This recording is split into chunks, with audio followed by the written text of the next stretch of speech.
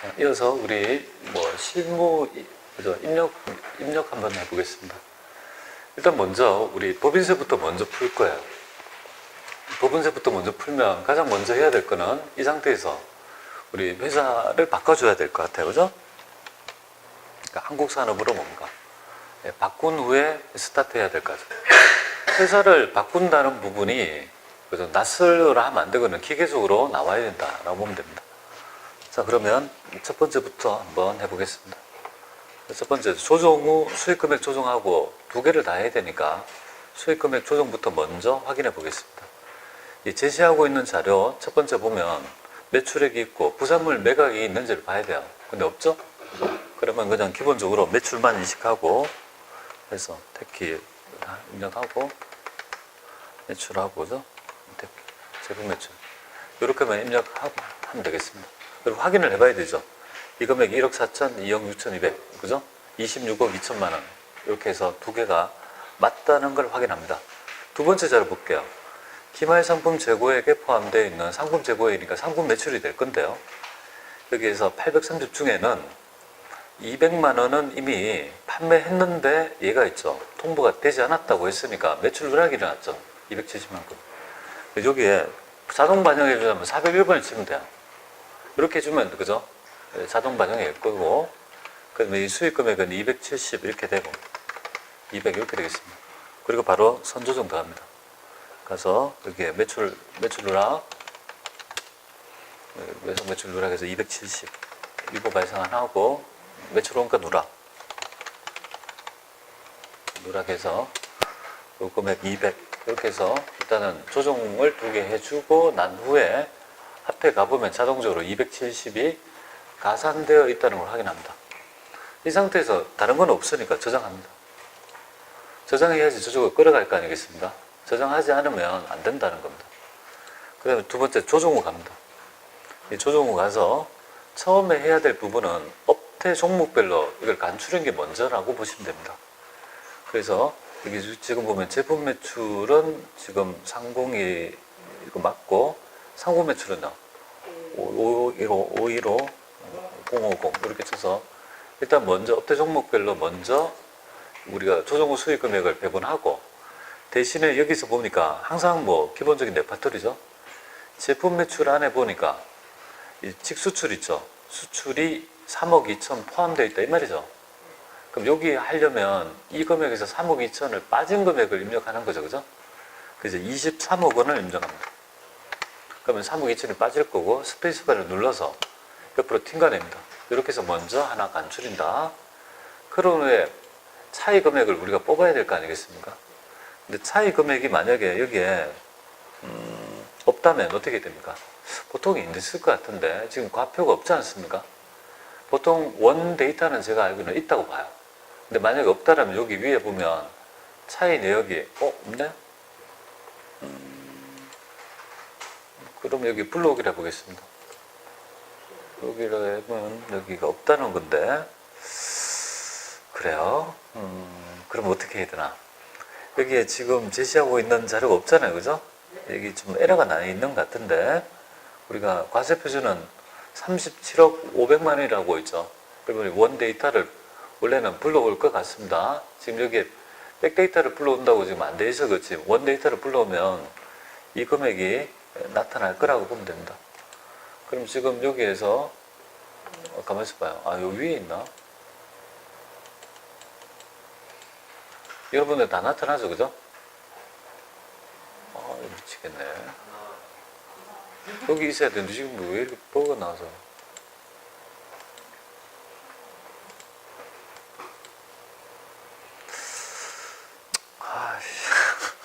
그러면 어떻게 할 수가 없네요. 제가 이거는 어떻게 할 수가 없고 그냥 우리가 과세 표준을 여기에 좀 적어 보도록 할게요. 그래서 여기는 3705, 3706 금액이고 명세일은 3억 2천 이렇게 해서 이렇게 좀 해보겠습니다. 330 맞나? 자, 이 자료는 뭡니까? 불러오기를 하면 자동으로 된다고 보시면 돼요. 근데 아마 이거 버전업, 이거 업데이트 하면서 데이터 변하면서 깨져가지고 못 불러오는 거니까요. 그렇게 보시고 이렇게 요거는 된다고 보면 돼요. 딱 불러올 거다. 근데 그럼 우리가 지금 하고 싶은 거는 이 차이를 분석하는 거잖아요. 그 차이를 분석하는데 우리 지금 얘기했던 있죠. 매출 누락이 얼마가 될까요? 지금 현재 270인데 지금 여기서 볼게요. 보겠습니다. 지금 차이 나는 거 보니까 세 번째 자료 보니까 우리 간주 공급이 일어나죠, 그죠? 사업성 증여는 600 이렇게 입력합니다. 그죠? 해당되는 거 포함되어 있는 거 신고했으니까 플러스고 뭐. 그 다음 방금 매출 누락을 했죠, 그죠? 매출 누락은 신고했겠습니까? 안 했으니까 마이너스 270. 이렇게 해서 이 차이를 규명하면 될 것 같습니다. 이렇게 두 가지로 연결되어 있는 부분 여러분들이 확인해 보시면 될 것 같습니다. 자, 그 다음에 두 번째 문제 보겠습니다. 우리 대손충당금에 관한 얘기인데요. 대손충당금에서 가장 중요한 거는 일단 먼저 뭐를 찾아야 되냐면 대손 실적률부터 먼저 찾습니다. 그래서 1%로 가정한다 했으니까 그거는 별로 신경을 쓰지 않아도 될 것 같습니다. 가장 중요한 건 뭐냐면 바로 대손금 조정이다 이렇게 보면 돼요. 두 번째 조정인데 회사는 4월 10일 날 우리가 외상 매출금을 소멸시효가 완성이 됐어요. 이 금액은 얼마냐면 150만 되겠습니다. 그럼 이거는 결국은 소멸시효 완성 채권을 우리가 결산서에 반영하면 너무나 잘하는 거죠. 그건 시인합니다. 자, 이렇게 시인한다. 그런데 소멸시효 완성 채권을 만약에 여기에 결산서에 반영 안 했으면 어떻게 됩니까? 당연히 신고 조정에 따라 송금 산입해서 마이너스 유보를 하고 그 금액은 단기 대손금에 있죠. 포함이 될 것이고 그럼 여기에 뭡니까? 그 금액의 채권 잔액은 뭔가? 이 잔액 자체가 아무런 회계 처리 안 해서 온 잔액이니까 여기서 뭡니까? 마이너스만큼을 해줘야 되는데 얘는 소멸시효 완성 채권을 제대로 했으니까 그런 걸 할 필요가 없는 거죠. 전부 다 반영이 잘 되어가지고 잔액을 구성할 거니까 굳이 뺄 필요가 없는 거를 좀 이해를 하시면 좋을 것 같습니다. 그래서 보통 문제를 간명하게 하기 위해서 이렇게 합니다. 소멸시효 완성 채권을 회계 처리 안 했다 하면요. 그러면 채권 잔액도 안 깐 거니까 뭡니까? 그대로 있을 거니까 그게 차감해줘야 되니까 그게 어려운 거다라고 보면 돼요. 일단 먼저 하나 했죠. 그리고 두 번째 볼게요. 그 다음에는 대손금에 관한 있죠. 얘기 없습니다. 하나죠, 그죠? 그럼 채권 잔액 한번 보겠습니다. 제시하고 있는 잔액, 외상 매출금은 잔액은 2억 1천이고 미수금은 이 금액은 1,500이다 이렇게 되어 있습니다. 그럼 여기에서 우리는 어떤 걸 해줘야 되냐면 정기에 부인해서 아직까지 뭡니까? 채권 뜯으면 안 되는데 부인한 금액이 얼마가 있겠습니까? 540 있다는 걸 확인해야 되죠, 그죠? 이거를 추가적으로 더해줄 수 있는 눈이 있느냐? 그 다음에 또 추가적으로 보고 특수채권 등 제외채권이 있는지를 보고 확인해 봅니다. 없습니다. 그러면 여기까지도 끝났다 이거잖아요. 그죠? 그럼 바로 여기에 들어가도록 하는데 우리는 여기서 확인할 수 있는 부분이 정기 부인액이 400이 있다는 말은 이 금액이 얼마가 되는 거예요? 이 금액이. 이 금액이 여기 있죠. 입금 전에 여기 400만 원이 뭡니까? 마이너스가 된다는 걸 우리는 확인할 수 있는 거 아니겠습니까? 여기 안 넣으면 답이 안 된다 이 말이죠. 그럼 제시하고 있는 요거 자료부터 해볼게요. 실적률은 1% 그대로 냅두고 단기 계상액이 얼마인지를 보겠습니다. 단기에 회사가 350을 했죠. 그럼 350. 보충액은 얼마가 될까요? 결국은 기말이 1200이란 말이니까 보충액은요. 850이 그래서 1200이 되죠. 그죠? 그거 확인할 수 있습니까? 총회법에 따라 대손충당금의 기말 잔액이 뭡니까? 회사 계상액이 돼야 되니까 단기 설정한 금액이고 남아있는 잔액은요. 850이 되니까 기말이 되니까 이걸 보고 확인할 수 있습니다. 자, 그런 후에 대손충당금의 기초잔액은 우리 1000만 원 되고 환입이 없고 부인액금은 400이 되겠습니다. 그러면 여기에 있죠. 해당 항목이 400이 떨어진 걸 확인할 수 있죠. 그 다음에 나머지는요. 전부 다 빠짐없이 다 입력을 했습니다. 그럼 그걸 믿고 우리는 이게 세무조정하면 되겠습니다. 그럼 일단은 정기에 있죠. 정기 대손충당금 한도 초과의 금액은 자동 추인이다. 추인되고 그 다음에 단기 한도 초과액은요. 한도 초과액은요. 여기 9696 그래서 유보 발생. 이렇게 해서 해당 금액 세무 조정 하시면 될 것 같습니다. 되겠죠, 그죠? 그래서 제가 볼 때 대손 충당금 문제 중에 상당히 그죠? 쉬웠던 문제가 됩니다. 그래서 그런지 합격률이 좀 올라갔던 이유도 여기에 있습니다. 자, 세 번째, 업무부관 이자 조정 명세표를 한번 보도록 하죠. 일단 업무부관 부동산과 동산 가지급금이 있는지를 확인해 봐야 돼요. 그러니까 지금 가지급금의 원장이 있는데 이 가지급금에 가서 불러오기를 한번 행하면 될 것 같아요. 불러오기를 하고 불러오기가 없네요. 원데이터는 있을 것 같은데 너무 심하네. 아니면요 그냥 있어요? 안 된다고요? 여러분 불러와셨습니까? 아니죠? 그렇죠, 그죠. 원데이터는 좀 그래요. 그래서 원데이터를 사용하지 않는 이유가 소득세가 뭡니까?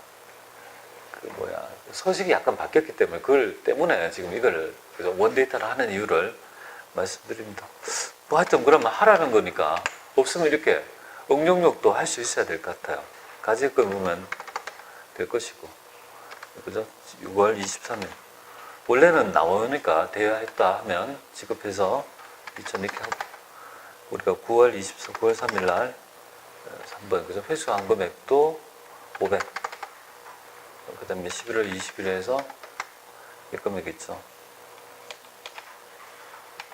회수해서 이 금액 1000만 원. 자, 이렇게 해서 일단 먼저 만약에 이 자료가 불러올 거예요. 실제로는. 그런데 지금 이렇게 깨졌으니까 그걸 감안해서 우리는 확인합니다. 만약에 안 불러지면요. 이렇게 입력도 할 수 있어야 된다는 걸 말씀드립니다. 가수금은 지금 여기에 있는 얘기는 없습니다. 그러면 여기에 바로 지급이자로 갑니다. 그 이자율도 3개가 있겠다, 그죠? 5% 해서 이 금액은 굉장히 숫자가 지저분하네. 그 다음에 여기 이자율이 18%가 되고요. 이 금액은 780. 근데 이건 업무부관 있죠. 채권자 불분명이니까 바로 날리면 되겠죠, 그죠? 그리고 나중에 3%짜리가 9065800 이렇게 되겠습니다. 그럼 일단 얘가 먼저 채권자 불분명이니까 날렸죠, 그죠? 그리고 나머지에 보니까 위 가지급금은 업무부관 가지급금이고, 두 번째 기타 내역에 보니까 우리 회사는 결산서에 대한 가지급금 인정이자를 이자 수익으로 계상했다 이렇게 나왔죠. 이 단서가 뭐를 의미할까요, 여러분들? 인정이자 조정했을 때 가지급금의 이자 수익으로, 그죠? 여기에 이자 수익을 계상했다 이거죠. 그럼 계상했으면 얘하고 뭔 관계가 있냐? 관계없다 이 말이죠. 어떤 의미냐면 결산서상에 적절한 이자를 받았다 하더라도 뭐예요? 업무부관 지급이자는요 제재 목적으로 부인한다 이렇게 보면 돼요. 즉 이 말은 업무부관 가지급금을 적정 이자를 받은 거와 상관없이 뭡니까? 이자는 부인한다는 걸 알고 있냐는 걸 물어봅니다. 그러니까 전혀 그죠? 했다 뭔 상관없다 해야 된다 부인은.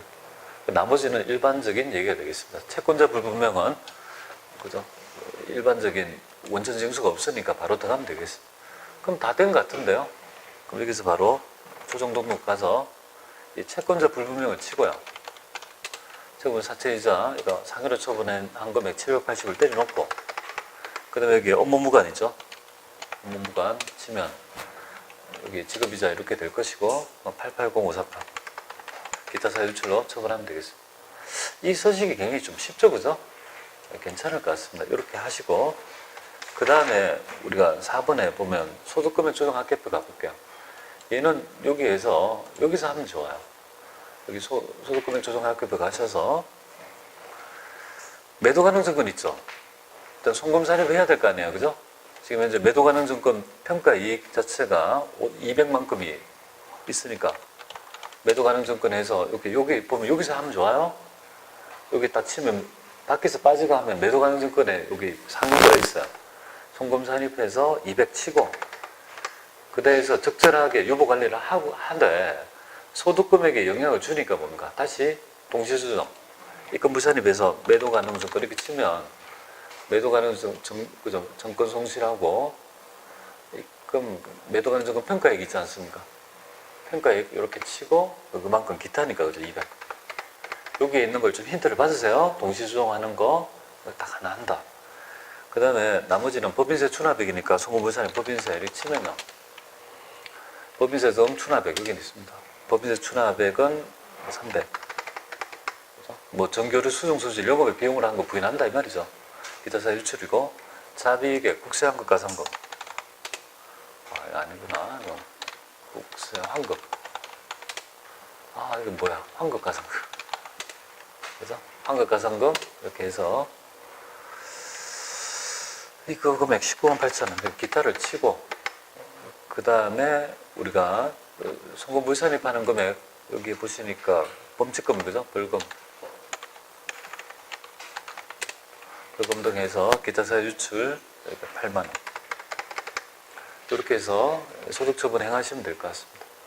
이런 것들이 좀 알면요. 6점을 맞는데 얼마나 시간이 그죠? 정말이잖아요. 1분이면 되겠습니다. 그런 효율성이 있다는 거죠. 그러니까 그런 거를 골라 먹을 수 있냐 이거죠. 효율성이 높은 걸 먼저 득점을 취할 수 있느냐가 관건이 되겠습니다. 그럼 마지막에 법인조정의 조정계산서 가보겠습니다. 자, 그러면 첫 번째가 이렇게 되고요. 입금이 먼저 중요하죠. 입금이 제시하고 있는 자료를 다 합하면 2,450이 되지만 위에 송금불산이 법인세 등을 합하면 3,450이 되겠죠. 그죠? 그 다음에 우리가 재고상 평가증이 270이니까 이렇게 안 줄이고 한도 초과액 없고 2월액 송금 산입 금액 80만 있고 그죠? 그 다음에 2월 결손금은 공제 가능한 시한 있죠. 2008년도까지는 5년 2009년도 1월 1일 이후부는요 10년이기 때문에 다 해당이 될 것이고 1,800이 될 것 같습니다. 그 다음에 우리가 중소기업 특별세 공제에 가면은요 최저한세 적용무가 대상이죠. 그죠? 그래서 요 금액이 150이 될 것이고 100만이 될 것이고 그 다음에 최저한세마저도 뭔가 무시하고 적용을 제외하는 연금인 1급 매비세 공제 있죠. 500 여기 있는 겁니다. 그 다음에 중간 내납 150 원천징수 50만 이렇게 하고 그죠? 가산세는 아까 얘기했듯이 10만 원이죠. 그죠? 100만 원이잖아요. 그죠? 요거에 곱하기 얼마입니까? 2%인데 그걸 정 모른다 하면 여기 가셔가지고 잘 모르면 여기 지출 정면 수료에 그죠? 100만을 치면 여기 2만원 나타난 거 확인할 수 있는 거잖아요. 이렇게 조금 센스 있게 해서 보고 다시 뭡니까? 요 금액 2만원 그죠? 2만원 이렇게 입력하면 될 것 같습니다. 이렇게 해서 마무리를 하시면 될 것 같다. 그죠? 이렇게 해서 저장하시고 나가시면 될 것 같아요. 제가 물론 이 문제를 알고 이렇게 어느 정도 알고 풀어서 빨리 했지만 실질적으로 풀어도 뭡니까? 그렇게 많이 어려운 건 아니에요, 솔직히. 그래서 할 만한 부분인데 이 정도의 난이도니까 여러분이 합격, 불합격을 알 수가 있는 거예요. 그치? 하다 보면. 자, 그 다음에 본 주제 가보겠습니다. 자, 이때 우리가 재무부터 이렇게 법인세를 해서 어느 정도 득점을 하고요. 그 다음에 여기서 와야 되는데 문제는 문제 1번을 하고 3번을 해야 되죠. 근데 여기서 하면 안 되고 여기서 하시는 분도 있어요. 여기서부터 하는 분이 좀 빵점이 되죠. 회사를 어떻게 됩니까? 바꿔야 돼요. 법인세하고 바꾸고 갈 때 바꾸고 이걸 안 하면 그걸 흔히 누락하는 분들이 굉장히 많습니다. 그래서 이거 지금 다시 영풍상사로 바꿔가지고 스타트 해야 될 부분입니다. 자, 첫 번째 한번 보겠습니다. 국고보조금이 얼마가 되는지를 다른 거는 좀 어렵지 않는데요. 국고보조금 한번 보겠습니다.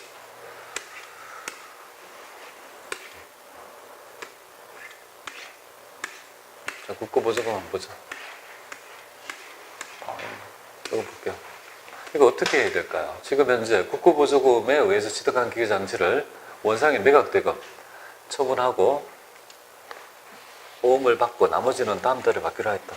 뭐 영원한 주제인데요. 여러분들 전표 입력할 때 가장 중요한 부분이 5가지 논점이 있죠.